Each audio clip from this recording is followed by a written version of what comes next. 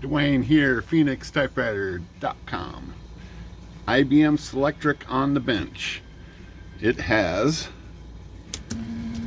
a new hub in there. Look at that guy go. But it's not only needed a hub, it's sticky as heck.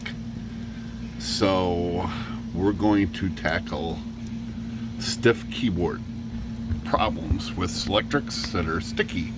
So this is a Selectric 1, but same thing on Selectric 2s or Selectric 3s. This keyboard is just stiff. It's really stiff, in fact. But it hasn't been used forever. Every one of these that's new just doesn't want to go down even.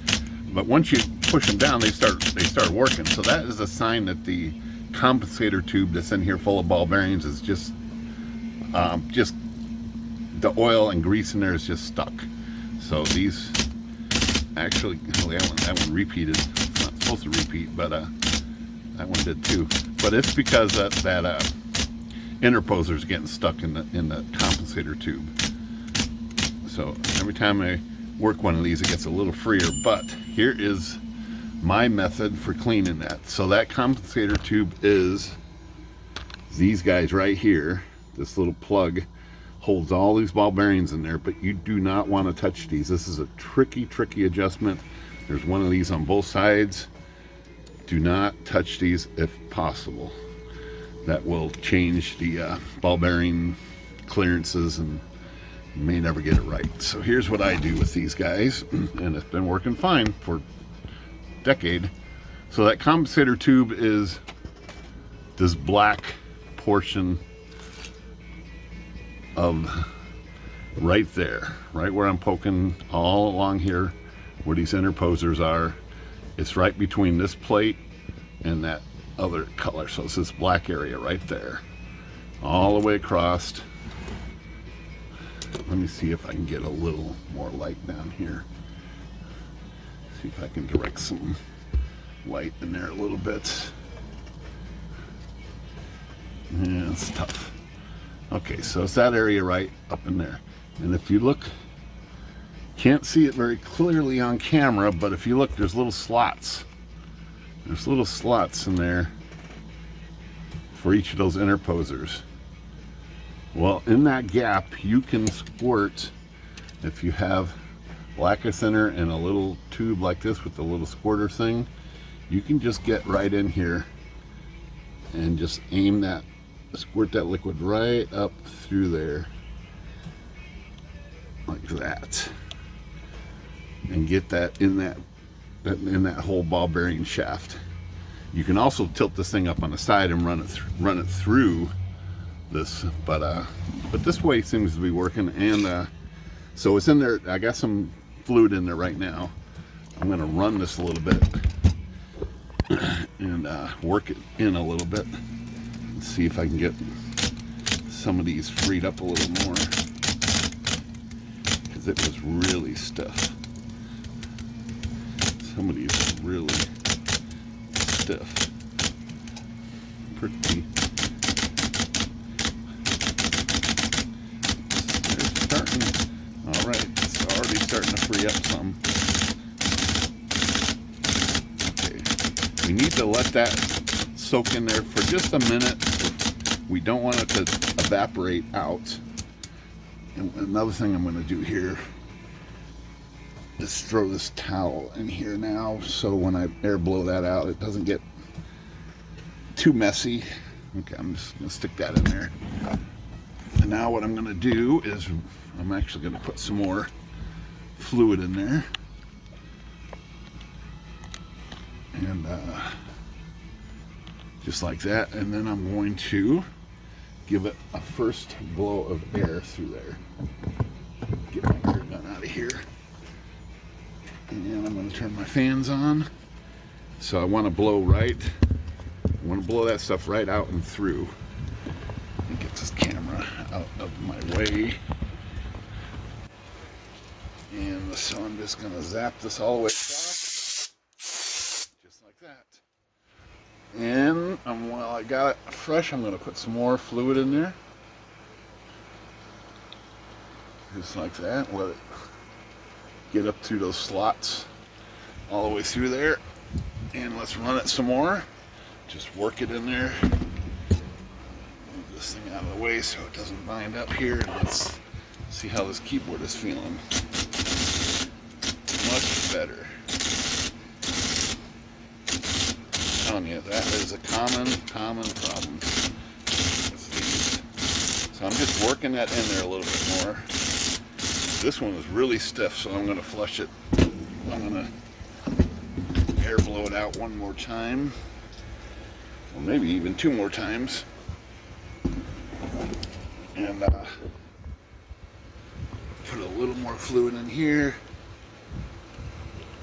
And then I'm going to hit it with the air again. Just like that. Put some fresh fluid in there. So this is about the 4th application of lacquer thinner in there. Let's put this down and run it some more. Because this is really, really sticky, but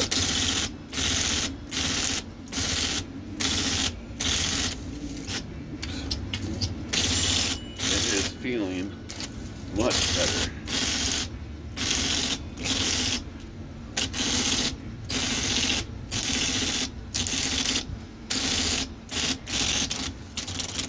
Let's blow it out one more time. So that oil now is just breaking down. The more that lacquer thinner stays on it, the more it breaks it down. And let's just get this a little wet again. You can't really let this dry out, otherwise it will start over again. So let's hit this with the air, blow that out one more time.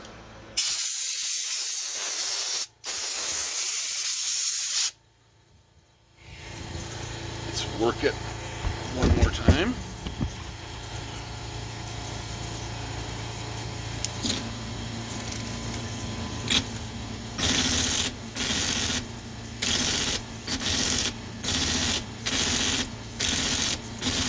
Okay, let's blow it one more time, get any other last business out of here. Just like that. Now, you can probably leave that dry. It's not going to hurt anything too much. But I am going to use my little handy dandy airbrush tool that I've rigged up with a Marble Mystery Oil, and you press this down to get air and you pull this back to get oil. So I'm going to pull it back, squirt it, and I'm going to squirt it right up in that rack. This will get in here.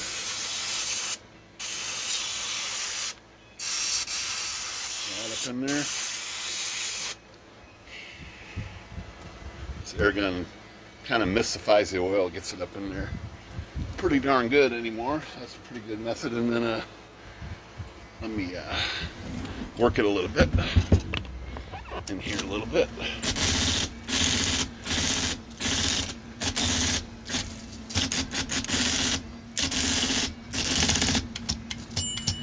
And then one last thing is to re-blow it out, and so I just want to make sure that oil is all the way up in there. Let's hit it with some air. That's it. I think this is good. I will double check it after 24 hours to make sure that things are still good with this. But this keyboard is really sticky, but it's feeling really good now. No more doubling, striking.